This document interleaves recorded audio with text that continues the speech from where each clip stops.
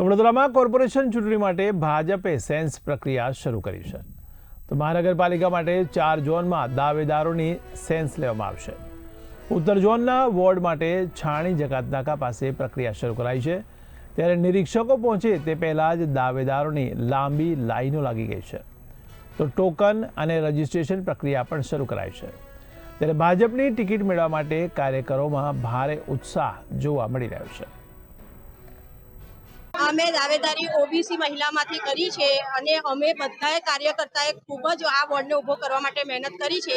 અમારો પૂરો વિશ્વાસ છે કે આ વખતે 4 કમળ આવશે।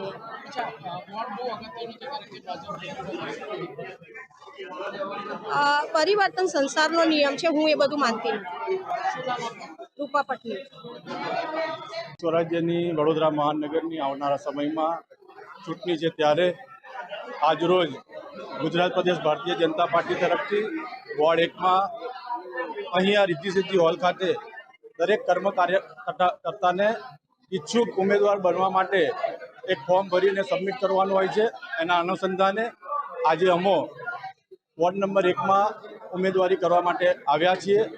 વડોદરા મહાનગરમાં 19 વોર્ડમાં સમગ્ર લોકોનું ધ્યાન વોર્ડ નંબર 1 કેન્દ્ર સ્થાને છે, ત્યારે આ વખતે દરેક કર્મઠ કાર્યકર્તા ભારતીય જનતા પાર્ટી ગુજરાત પ્રદેશ કોઈ પણ 4 કર્મઠ કાર્યકર્તાને ઉમેદવાર બનાવશે તો ખભે ખભા મિલાવીને 4 કમળ ગુજરાત પ્રદેશને ભેટ આપશે।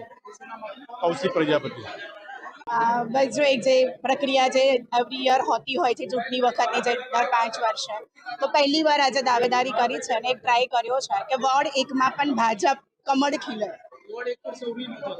હા, લાસ્ટ 2 ટર્મથી કોંગ્રેસ આવી રહી છે, તો પણ મારું પણ એવું પર્સનલ એવું માનવું છે કે હું જે એરિયામાં રહું છું ત્યાં ભાજપ જ હોવી જોઈએ, એટલે ઘણા બધાની દાવેદારી સાથે આજે આપણે આગળ વધી રહ્યા છીએ।